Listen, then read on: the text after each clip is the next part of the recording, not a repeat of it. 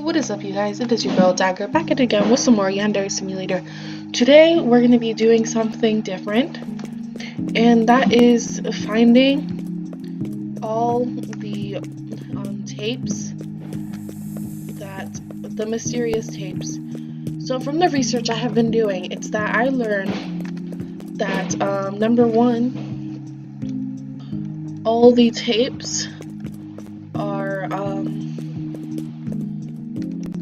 all the mysterious tapes are in the journalist's point of view, and they're going to be adding more tapes to the game. I believe so. If my facts are correct, they should be adding more tapes. I just realized you can see the corners of the world. You kind of look and then it's like, oh, that looks kind of 3D, but then you look to the sides and like you see corners.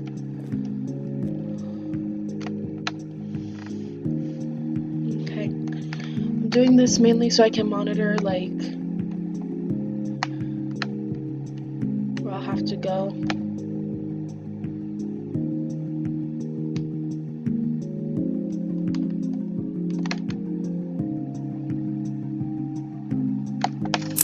Okay.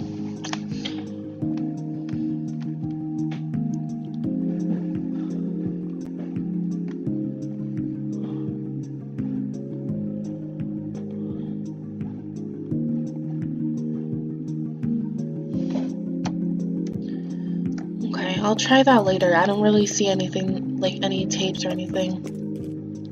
So let me see.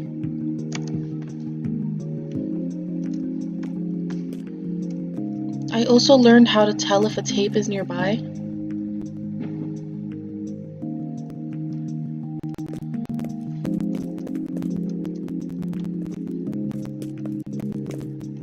Hold up.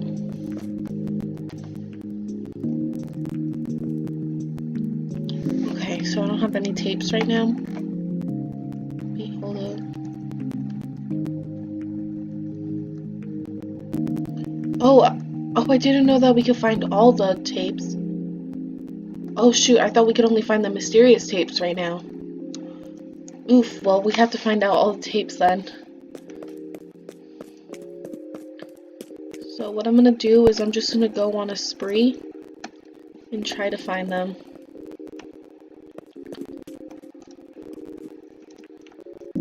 Audio-visual room, let's check this place out.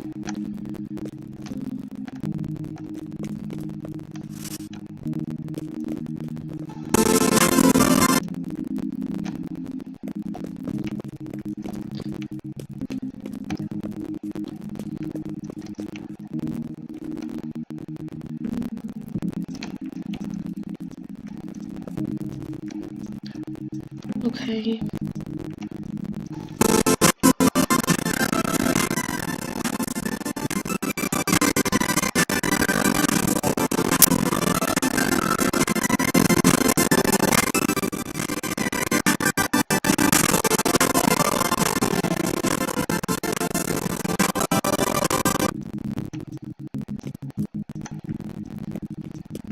Okay, so let's see, I'm just gonna have to try to like, shit, they have blowtorches. Fuck, I didn't know that.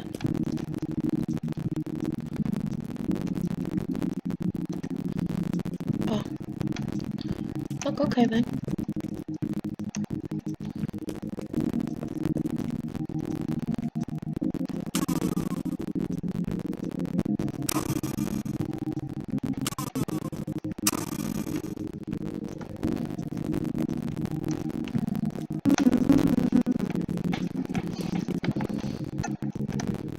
Okay, so what I'm gonna do right now is kind of just like look around for some stuff, like any tapes indoors. I know for a fact that some are outdoors, but I haven't really bothered to like check around the school and see. And I want to know where we can find the headmaster's tapes. I know that he's gonna make Genka's tapes too, which if you don't know who that is, that's the counselor. And mainly they're about Oshiro, and the delinquents, Because I know she's just trying to, like, put them through some sort of therapy, so then they, like, change their ways and stuff.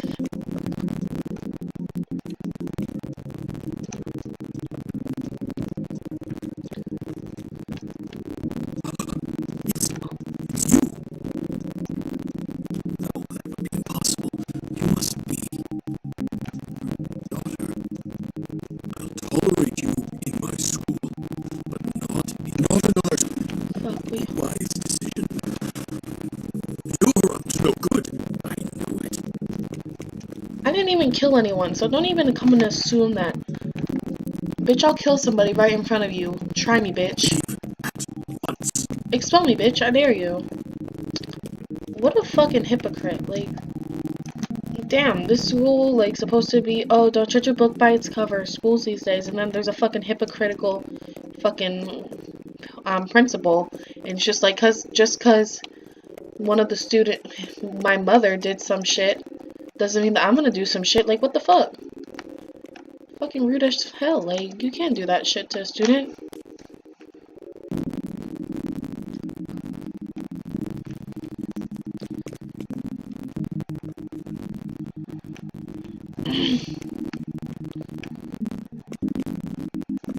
Okay, so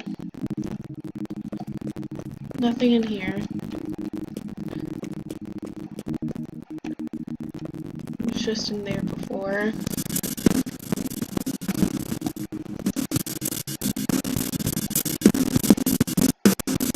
I like her. She's cool.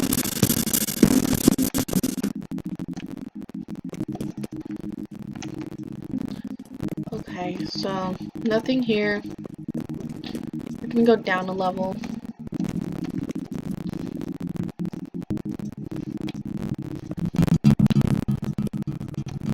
Or we're gonna go up a level. Either one, you know. Maybe the library has something.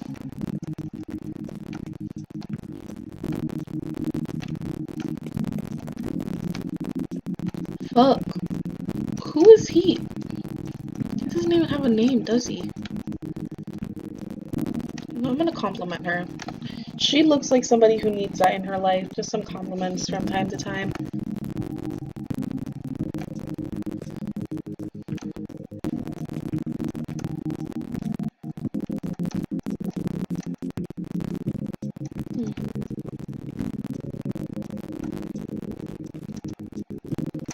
How to murder.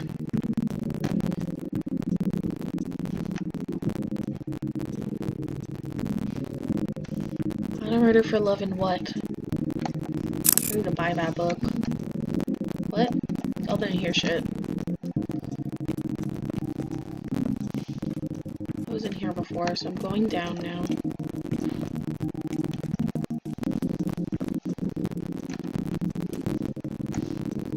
Okay. Where could this stuff be?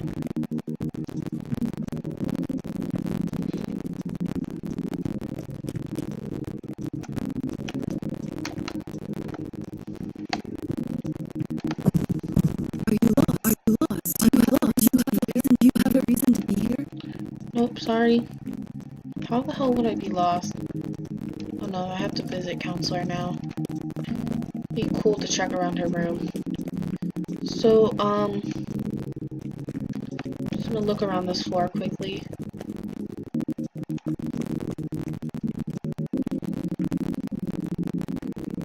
The Heartbeat of Literature. Is Twilight literature? Put that in the comments below.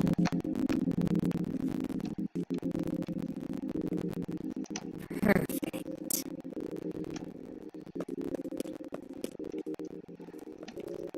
There's like 2 computer screens with her. I owe you one. Yeah, you really do. Shit. Where else could I find some tapes? Where could I find the headmaster's tapes?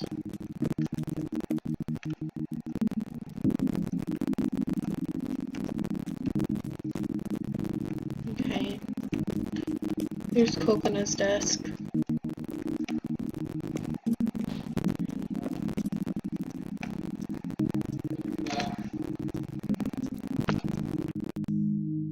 I think Sebas is. I think Sebas.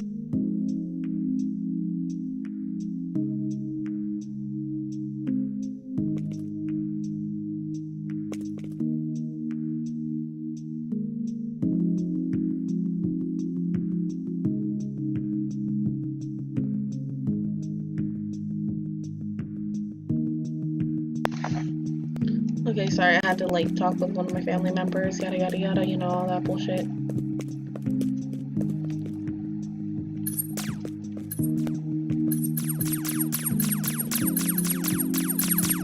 Can I head on either side?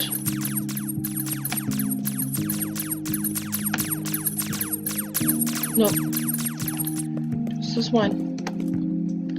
Okay, like my ADHD is getting the best of me right now. I don't have ADHD, but I act like it. Wait, hold up. Are there any in the courtyard? I wonder. Whoa. I didn't even know that there was some in the courtyard. Oh my god. What? We're just gonna grab all the tape. Oh my god. I didn't even know that there were some here.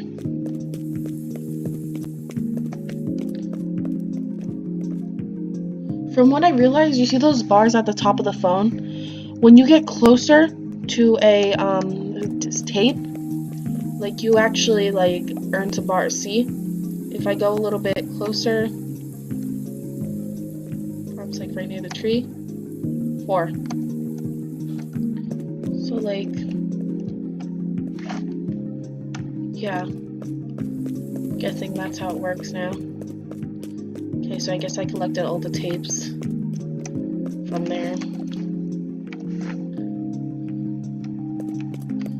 I think there's one up here, if I'm correct. If not, there's not one. Like, I probably passed it so many times without even, like, batting an eyelash, like.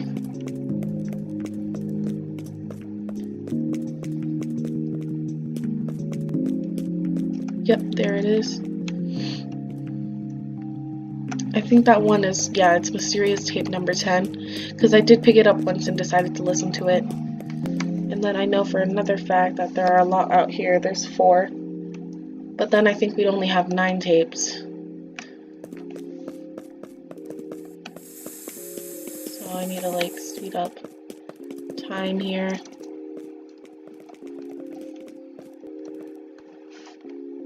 Okay, grab that.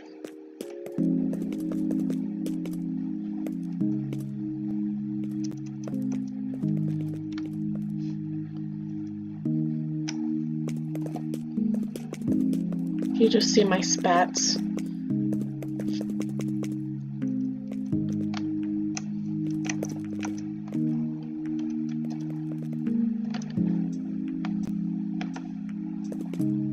Okay. If I just hurry up a little bit.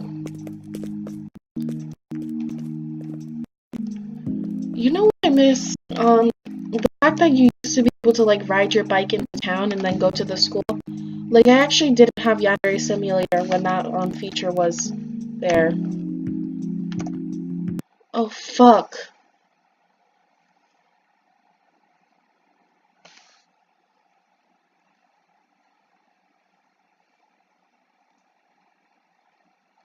Wait, hold up.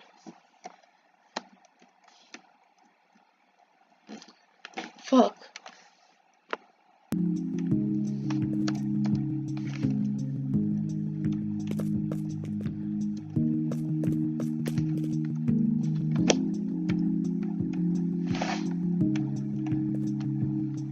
Fuck, I have literally everything but mysterious tape number 1. Where could mysterious tape number 1 be? Shoot.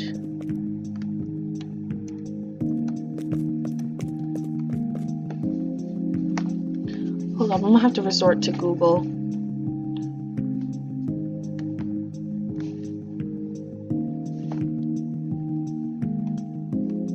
Okay, you're about to watch me be cringy.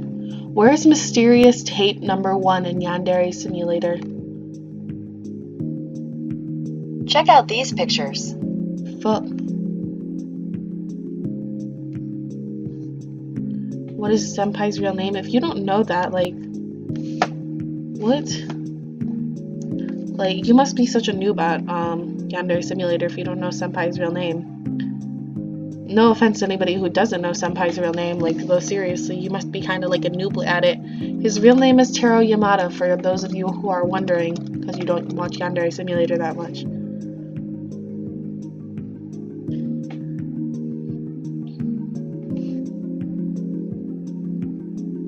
Okay. Shit. I just want to know the location of tape number 1. I don't want to know the location of all of them, because I've usually just saw behind the confession tree on the hill far from the entrance. Okay. I was checking behind the tree. I didn't really see anything. Maybe I just wasn't checking behind far enough, or maybe it meant like not like near the tree, but like kind of like on the hill, you know? Oh, fuck, and here it is.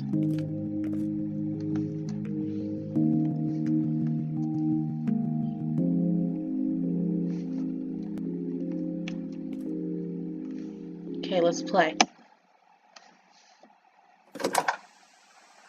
Looks like it still works. As long as it's recording, I suppose I might as well say something. How long has it been since I last used this thing? I don't know, don't I? It's been at least 2 decades. Almost 3. Those were better times. I was so young back then. My future seemed so bright. Okay, so from what I've just from what I'm thinking about this is that it's before he, okay, so let me explain this for you, those of you who don't know. So the journalist, his life kind of went to shit after he after an innocent, he claimed that an innocent schoolgirl was the murderer, and the innocent, I'm doing air quotes right now, is actually Yandere-chan's mother, Ryoba Aishi. So, after claiming that, the entire country of Japan, they fell in love with Ryoba. Like, they just loved her, and they didn't believe that she was the murderer. So, after that, his, like, life went to shit. Like, people wouldn't believe him, that he was, like, a laughingstock. And so was the police department of that place, too, of, Academy, I think. I don't know, I forgot what the town's called. Anyways, let's get back. I remember following my dreams. I remember a promising career.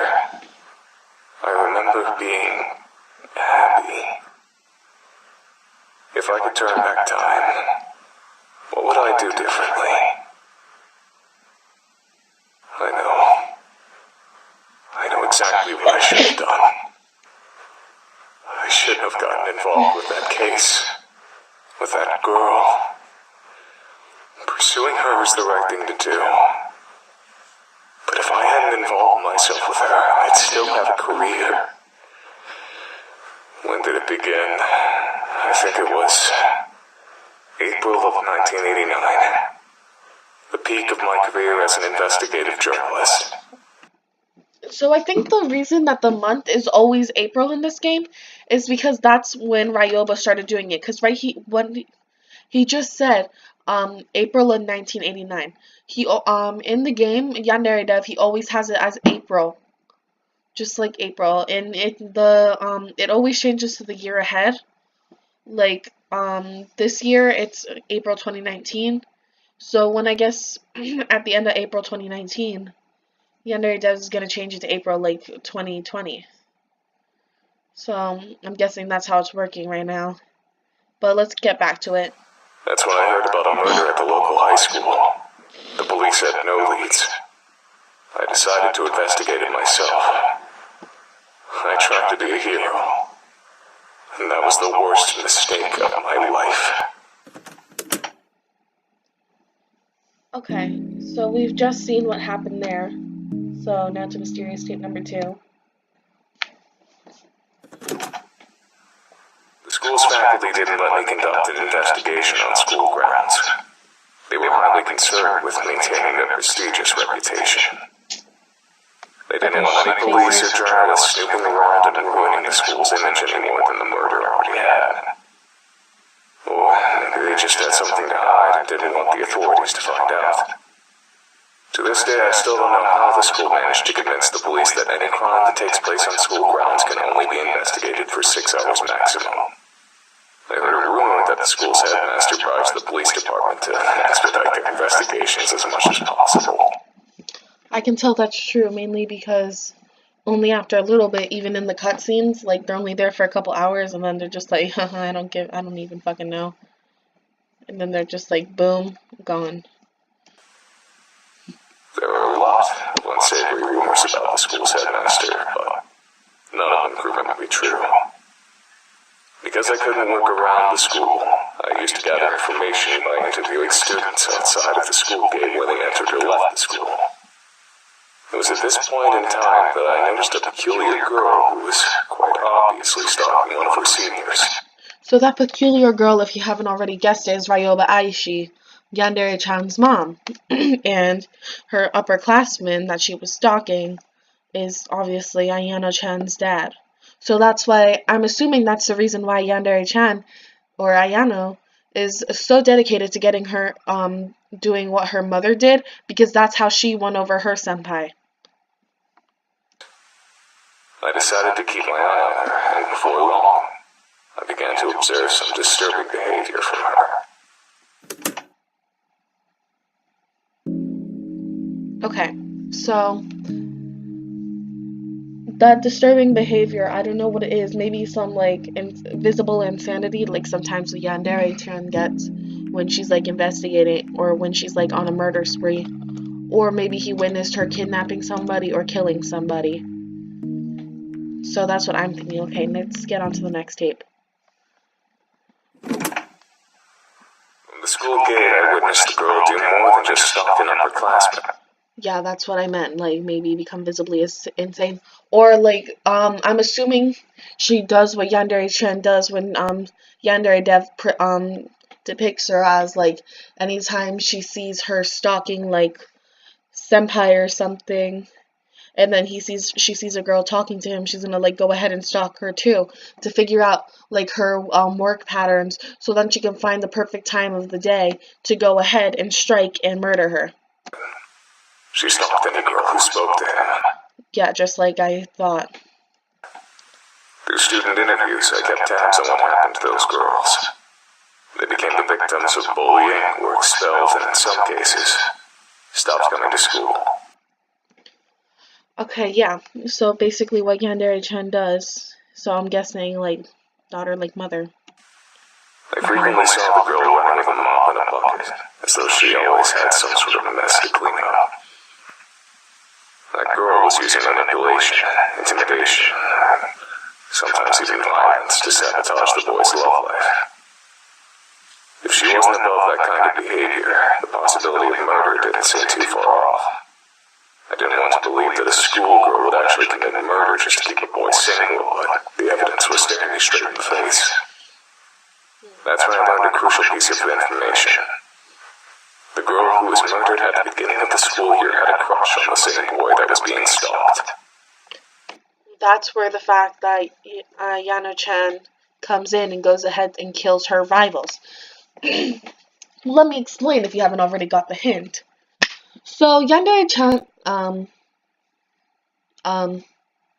Yandere-chan stalks any boy that talks to her senpai. Why? Because she feels no emotion.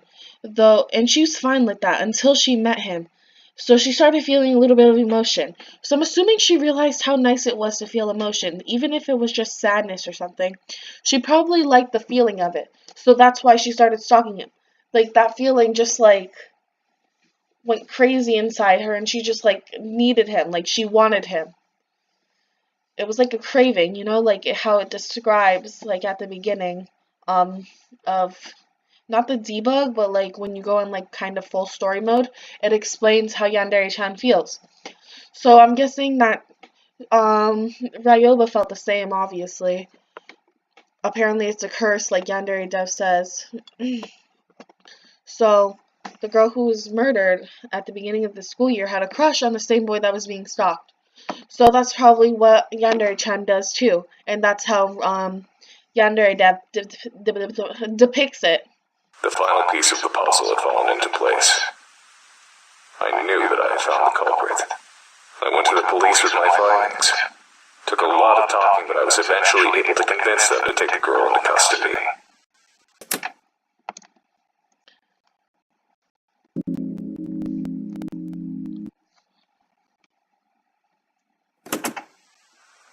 The idea of a murderous schoolgirl was scandalous enough to attract lots of attention. Word of her arrest quickly spread across the entire nation. The trial turned into a media circus. I became a celebrity practically overnight.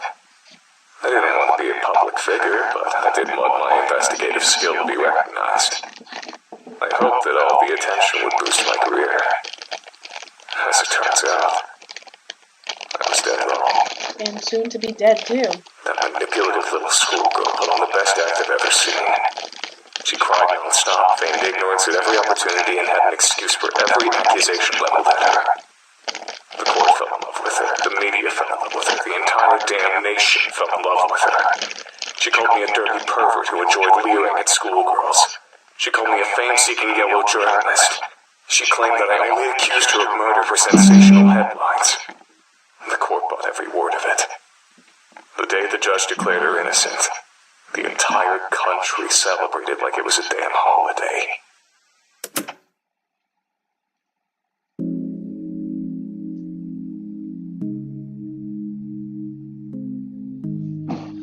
Okay, I don't really have any comments on that one. He's kind of just explaining his point of view from it, so I don't really have any like theories about it.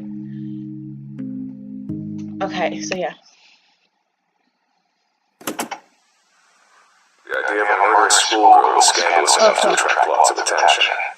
Word of her arrest quickly spread across. Oh, wrong one, right? Yep. From that day forward, I was a national disgrace.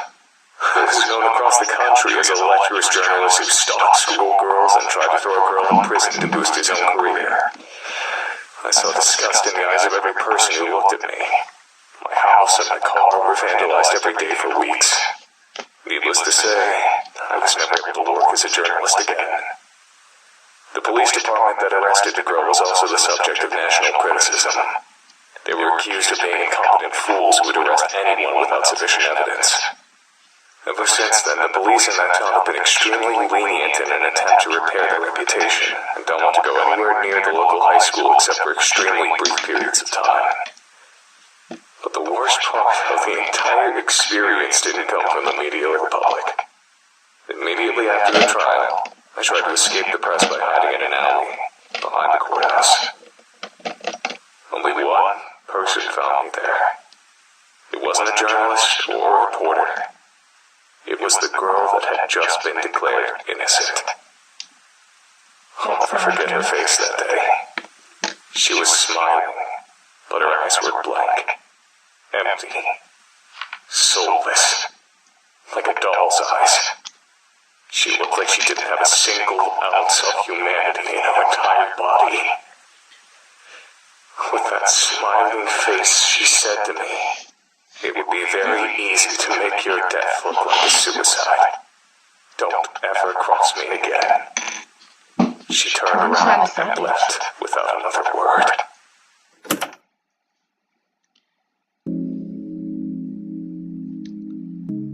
Oof. So I'm guessing she didn't feel any emotion about it. Because she had no remorse, obviously. But let's go back again. My life was a living hell for about a year, while the trial was still fresh in people's minds. Eventually, the hatred subsided, but it never truly died.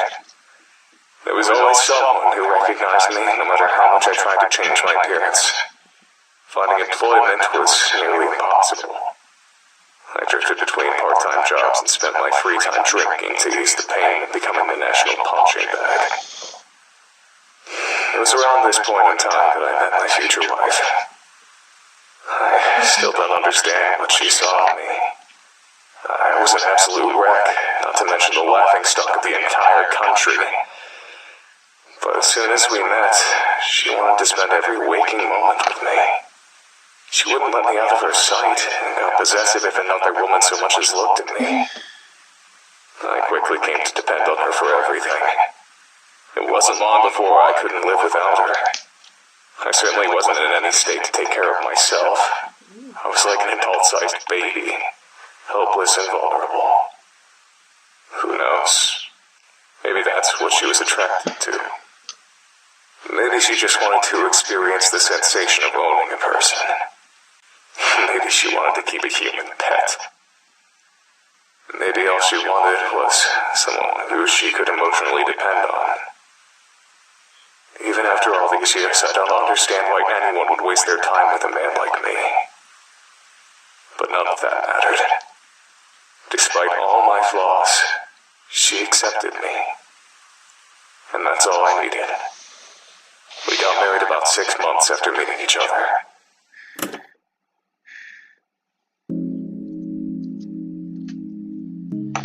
Okay, so he met his wife. His wife, he doesn't know why he would love her, but maybe it's just like soulmate. But he was happy with her, so I guess that's fine, but not really, I guess. My wife died while giving birth to our only child. I still don't know how I possibly found the strength to keep going after I lost her. I was completely dependent on her for absolutely everything. I could barely take care of myself, much less a baby. Somehow, I managed to make it through those years. But even after all this time, I'm still a deadbeat drunk who can't hold down a job. It was very difficult to love my own infant daughter, knowing that my wife was dead because of her.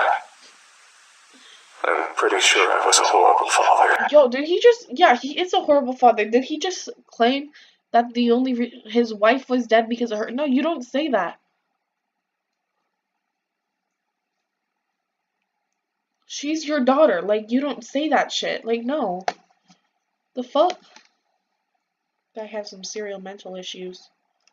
Let's get back to what we were doing. She practically had to raise herself. Yeah.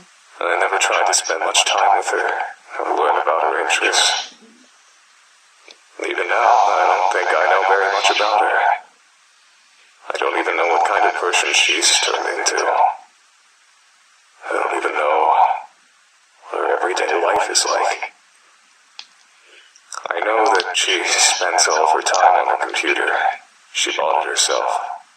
She seems to have a lot of money for someone her age.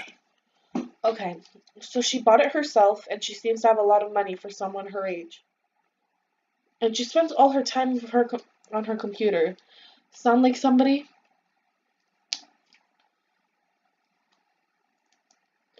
No sane human being would raise their child to go ahead and stalk people for money. Maybe a child that would raise herself wouldn't know any better.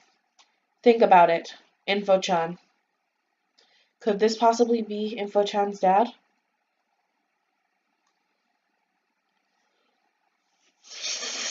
Guess we're gonna have to find out. I'm afraid to ask where it comes from. You better be, bitch. Sometimes she comes home with blood on her clothing. I can't tell if it's her blood or someone else's blood. I try to stay out of her business. It's partially out of respect for her privacy, but it's mostly out of fear.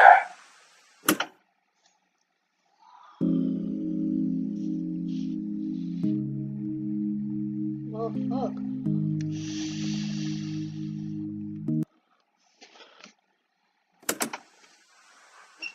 I've never told anyone about any of this. Never saw a shrink, never had any friends to confide in. I thought that it would be therapeutic to record my feelings, even if I'm only talking to an obsolete machine. But this hasn't calmed me down at all.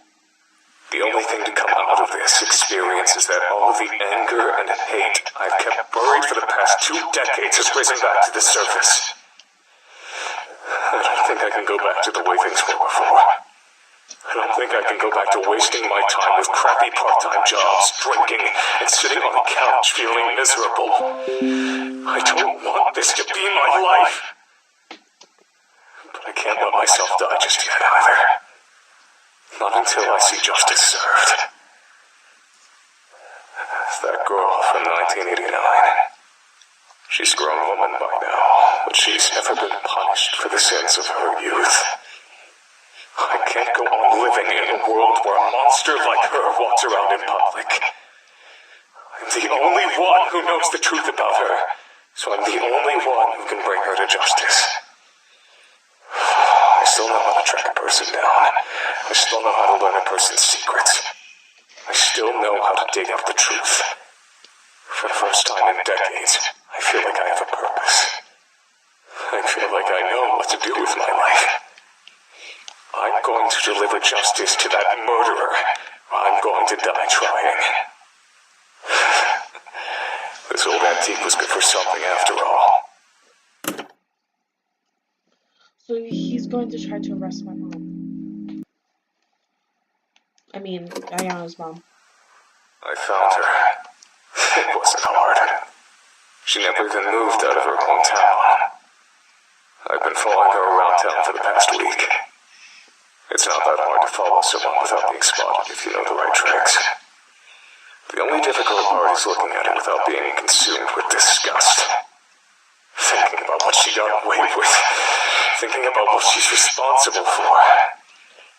It almost makes me go blind with rage. This whole week, I felt like something was wrong. Yesterday, I realized what it was. I'm surprised it took me so long to figure it out. She suddenly changed directions while walking, or lingered in one place for seemingly no reason. I recognize that behavior. It's my own behavior. I know what she's doing. She's stalking someone. It didn't take me long to figure out who her prey was. A young woman just out of high school. I don't know what she's done wrong, but she's clearly marked for death. She'll be dead within a week if I don't do something. I want to warn her that a killer is stalking her, but I can't repeat the mistakes of the past. In order to convict this monster and send her to prison, I need firm evidence that she's a murderer. If I save this young woman's life, I won't have any evidence. I have to let her die. And I have to be there when it happens, filming her murder. It's the only way to get the evidence I need. The only way to make sure that justice is served. But is this really justice? Letting a woman die? If I don't get this monster arrested, then there will only be more victims in the future. So letting her commit murder one last time is the right thing to do. Isn't it? I don't think so. Wait, no, never mind. I do think so. That's my mom.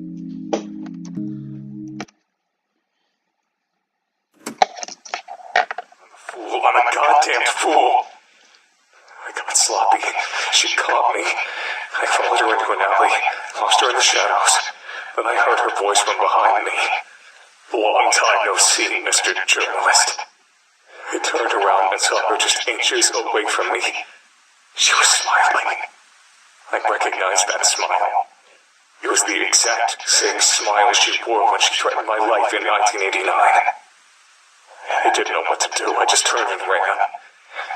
I've broken a truce that lasted almost 3 decades. She knows I was after her. There's no way she'll let me live. I'm doomed. I can't go to the police. I'll sound like a babbling lunatic without evidence, and right now I don't have any. Even if they do listen to me and investigate it, they won't find anything. My only option is to leave town. No, it's worse than that. I have to leave Japan altogether. I searched for you, but I couldn't find you. I can't wait for you to come home. I have to leave immediately. I'm going to gather all the recordings I've made so far and put them where I know you'll find them. That way, at least you'll know why your father disappeared so suddenly.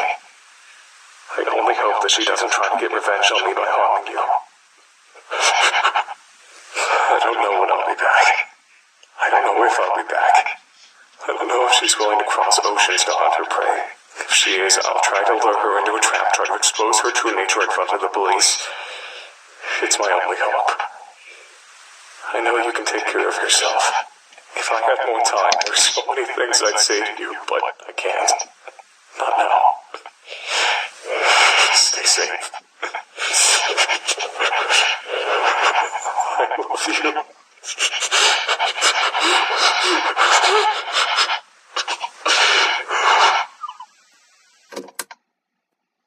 Holy fuck. So if you guys know this, because you're a Yandere fan like myself, you would know that Yandere-chan's parents went overseas. That's why she lives by herself. Is her mother going after the journalist overseas? And can the journalist be Info-chan's dad? I guess we'll need to find out in another video.